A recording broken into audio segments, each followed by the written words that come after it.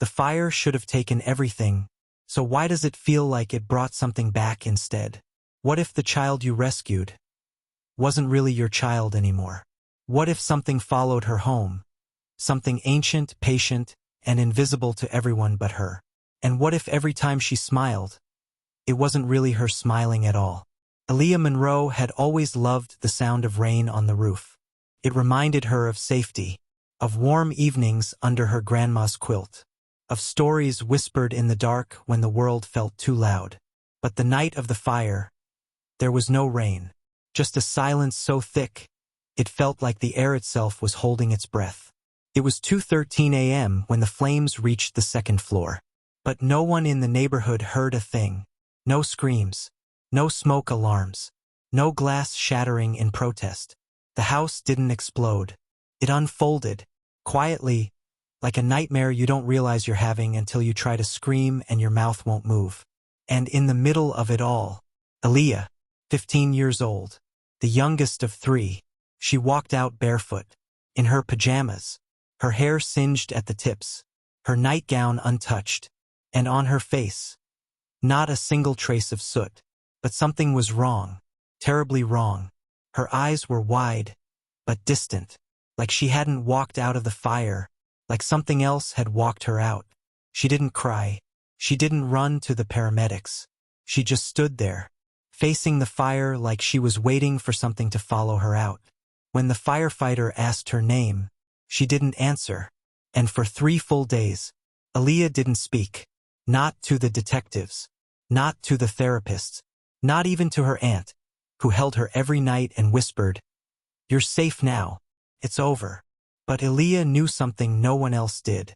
It wasn't over, not even close, because when she finally opened her mouth, her voice wasn't hers anymore, not in tone, not in cadence, not even in vocabulary. It was deeper, slower, as if spoken from a place farther than the body. And the first thing she said was, "He told me I was supposed to burn too. The doctors said it was trauma, that the mind sometimes rewired itself after tragedy, especially in children." But Aaliyah Monroe wasn't rewired. She was replaced. Her aunt, Marlene, first noticed it during breakfast. Aaliyah sat stiffly at the table, her hands folded like a stranger in her own body. She used to love blueberry pancakes, would sneak extra syrup when no one was looking. But now, she picked at the plate like it disgusted her. When asked what she wanted instead, she replied, "He doesn't eat sweet things." Marlene blinked. "Who's he?" Aaliyah tilted her head, not like a confused teen, but like something studying her. "The man from the house. He's with me now." That was the first time Marlene felt it. A chill not from the cold but from being watched. Except no one else was in the room. They called in a child psychologist the next day. Dr. Lenz had worked with trauma survivors for 20 years. He thought he'd seen everything. But after his second session with Aaliyah, he excused himself, stepped into the hallway, and vomited into a trash can. When asked what happened, he could barely speak. She knew things. About me. About my father. Things I've never said out loud. In her sleep, Aaliyah would speak in voices. Not one, several. A man with a rasping southern drawl. A child laughing, but with no warmth behind it. A woman whispering something that sounded like names. She would wake up drenched in sweat, staring at corners where nothing stood. Once, Marlene found her in the basement, standing barefoot on cold concrete. She was tracing something in the dust, a circle with jagged symbols around it. "What are you doing down here?" Marlene asked, her voice trembling. Aaliyah didn't look up. "He told me this is where it started. Under the house." Started what? The fire was never meant to kill. It was meant to open something. The investigators had already ruled it an accident, an electrical fault, faulty wiring. But nothing about that night made sense. There were no fire accelerants, no faulty appliances. The origin point was in the attic, an area with no circuits, no lights, no stored items. Just dust, old beams, and one small, scorched drawing on the wall. A face, burned into the wood, with no identifiable source. Back in school, Aaliyah didn't speak to friends, didn't open her locker, didn't smile. But in art class she drew. And every sketch was the same. A house, always on fire, always with a single figure watching from the flames. A tall man with no eyes.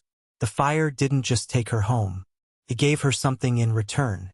And now whatever came out of those flames with her was still here, watching, waiting, whispering. And Aaliyah? She was slipping further from herself each day, as if the real girl burned in that house, and something else crawled out wearing her skin. They thought Aaliyah was healing. She was eating again, sleeping through most nights. The nightmares had slowed, though her eyes still darted toward shadows when no one else noticed them. The doctors called it post-traumatic stress. Her aunt called it a blessing she survived. But something was wrong. It started with the drawings. One morning, Aaliyah sat cross-legged at the kitchen table, silent and focused.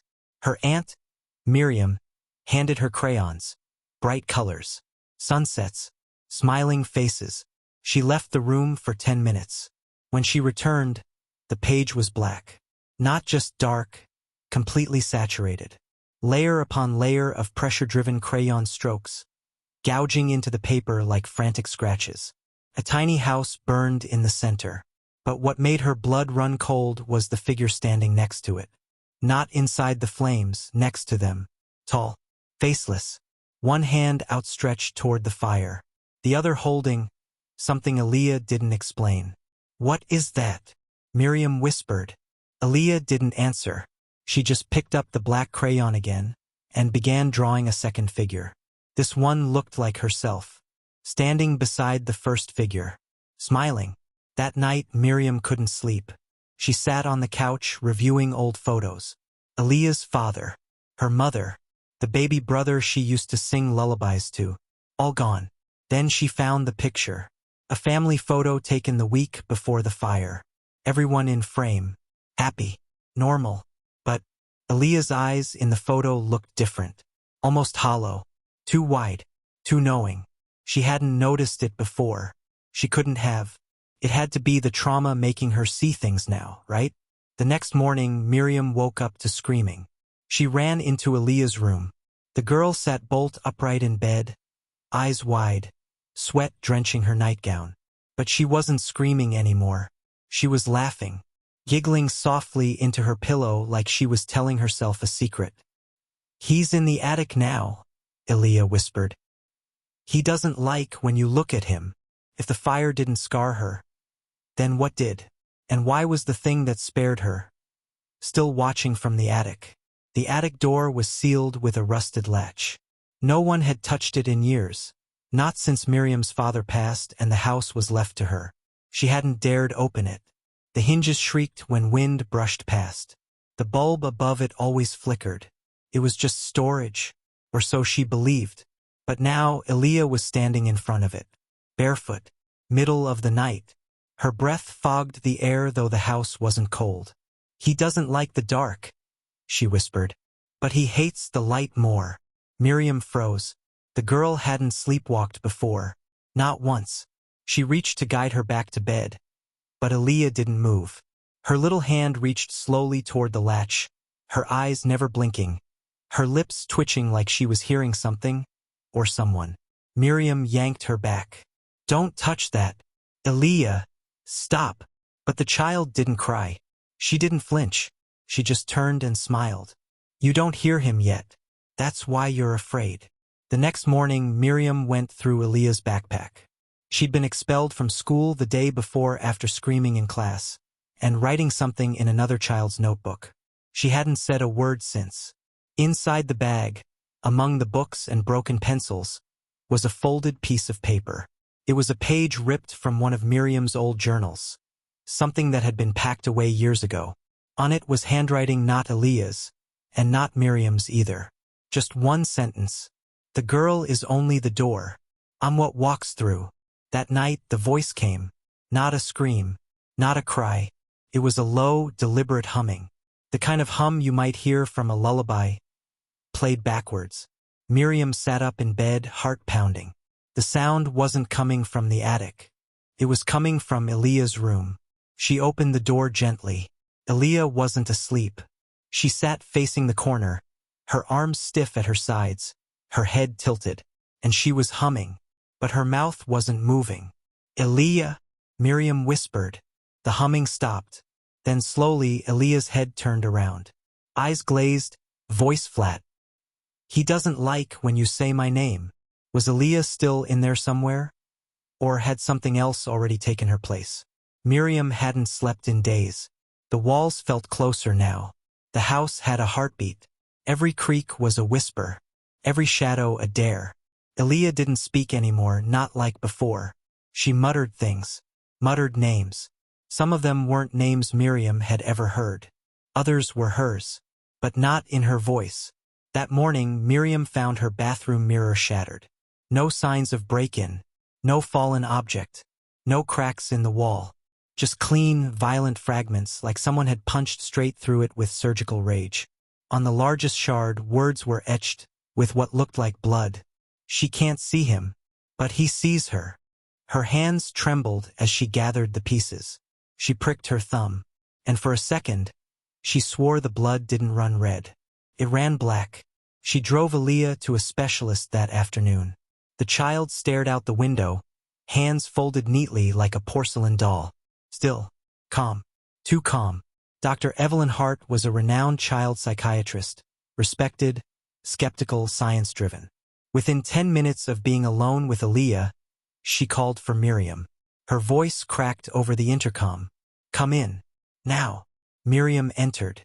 Dr. Hart was seated behind her desk, pale as paper, the blinds now pulled down. She was shaking. "What did she say?" Miriam asked, trying to sound brave. Dr. Hart didn't answer immediately. She swallowed hard, then slowly pushed forward a notepad. On it, in blocky child handwriting, "Ask her about the river. Ask her what they pulled out." Miriam froze. That wasn't public. That wasn't even something she remembered clearly. The accident when she was 15. The car crash off the Emberline Bridge. How she'd survived. But no one ever spoke of what they found in the water alongside her. Her sister's body had been there. Bloated. Blue. But she hadn't drowned. She'd been missing for 3 whole days before the crash. Her mouth was full of soil. How did she know this? Miriam whispered. Dr. Hart's eyes were wet. "She asked me if your sister still cries from under your bed." Back home, Miriam locked the attic door and taped it shut. She unplugged every speaker, every television, every radio. But the voices didn't need electronics. They used Aaliyah. That night she caught her drawing. A long sheet of paper stretched across the floor. First it looked like stick figures, but they were arranged like a ritual. 11 bodies upside down. No eyes. And one figure in the center. Tall, white, no face, and hands that weren't hands at all. They were branches. "What is that?" Miriam asked gently. Aaliyah turned slowly, smiling again. "He says you drew it first. When you were 6. Miriam sat at the edge of her bed, exhausted but alert, her spine tight like a wire pulled too far. There were bags under her eyes that hadn't been there a week ago. Her lips were cracked from forgetting to drink. And every time she blinked, she could still hear it. Aaliyah's voice, singing that lullaby again. But Miriam had never taught her that song. Her mother used to sing it before she disappeared, and the tune had never been recorded anywhere. Miriam checked. She searched music apps, online archives, vintage audio tapes. Nothing. Yet somehow Aaliyah hummed it with perfect inflection, note for note, as if she'd lived it once. That morning, Miriam decided to organize the old photo albums in hopes of grounding herself in something real, something that didn't breathe cold into her chest. She pulled out a box from the linen closet, the one labeled Emberline Years. As she flipped through faded photos of childhood birthdays and family outings, she felt a knot forming in her throat. Then she paused. One photo. A picnic in Emberline Park. The summer before her sister died. Miriam was barely 10. Her sister, Sabi, was 15, tall, strong, protective. They were laughing at something just out of frame. But it wasn't the laughter that made Miriam stop. It was the placement of their hands. Sabi's hands were clenched tightly into fists, her arms pulled back stiffly, unlike every other photo where she was relaxed and smiling. And Miriam's own small hand was stretched awkwardly toward something in the corner, something that looked like it had been blurred on purpose. She scanned the photo again. No one else had access to these albums. She lived alone with Aaliyah. No cousins. No roommates. No one to tamper. Then she remembered what Aaliyah had whispered just 2 nights ago. You shouldn't have let him touch her. Her heart slammed against her ribs. She flipped to another photo. Same picnic. Different angle.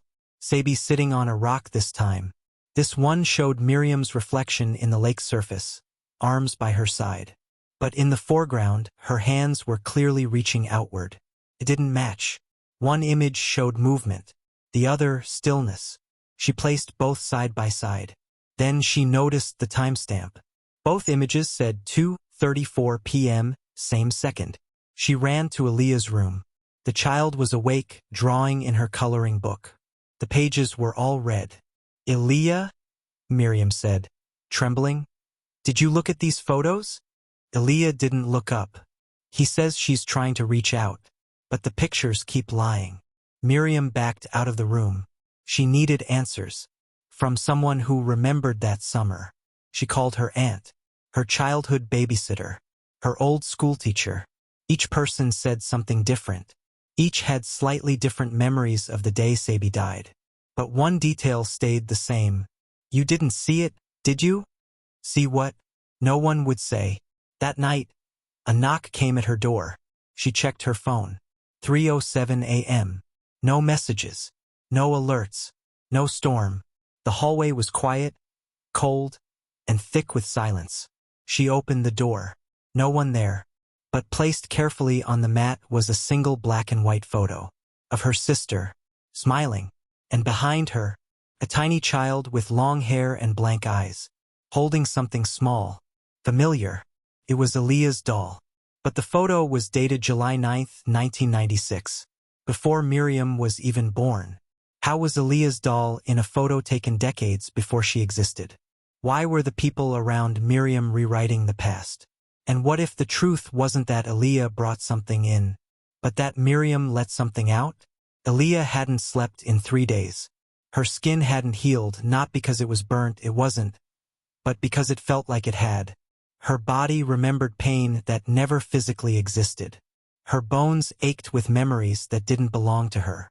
She stood in front of her bedroom window, now boarded up after the fire. The reflection in the cracked glass showed her face. Familiar but wrong. Not scarred, just unfamiliar. Like someone had worn her features, and now she was left with a second-hand version of herself. Her mother, trembling, had finally confessed what she'd been hiding. The voice Aaliyah now spoke with, the deep, eerie tone that echoed unnaturally in quiet rooms, belonged to a girl who lived in their home long before them. A girl named Isabel Trevors. In 1976, Isabel had perished in a fire that gutted this exact house. She was only 13. Her parents had tried to rescue her, but the flames had already won. Her last words, allegedly, were, "I'll find my voice again, even if I have to borrow someone else's." That sentence had been written on the back of the photograph they'd found inside the wall, charred edges, but legible ink. It matched exactly what Aaliyah whispered in her sleep the night after the fire. Her father, once skeptical, now shaken, searched Isabel's name in the town records. Everything matched. The fire, the death. Even the room Aaliyah had been sleeping in was once Isabel's. And then came the voicemail. Aaliyah had no recollection of sending it. It was 37 seconds long. Her friend Kaylin received it around 3 a.m. In it, Aaliyah's voice wept. "Why did you let him burn me again?" But her lips had never moved. Her phone had never left the table. And the timestamp matched the exact moment she had woken up screaming from a dream where she was trapped inside a locked furnace. The family decided to leave the house the next day. But that night, just one more night, Aaliyah insisted on sleeping in her old room. She said she had to say goodbye. At 4:14 a.m., every fire alarm in the neighborhood went off simultaneously. But no fire was found. Only Aaliyah, outside on the porch. Eyes vacant, voice soft, whispering in a tone that wasn't hers. She's gone now. She just wanted her story heard. That was the last time Aaliyah ever spoke with Isabel's voice. Her own returned, fragile, unfamiliar, but undeniably hers. And her face? It began to soften too. The angles no longer looked borrowed. But sometimes, in certain mirrors, for a flicker of a second, she still sees a girl behind her, smiling, holding fire in her hands. Bell subscribed to the Veil of Secret for more real, dramatized, and emotionally gripping true crime stories inspired by forgotten cases and the chilling whispers they leave behind.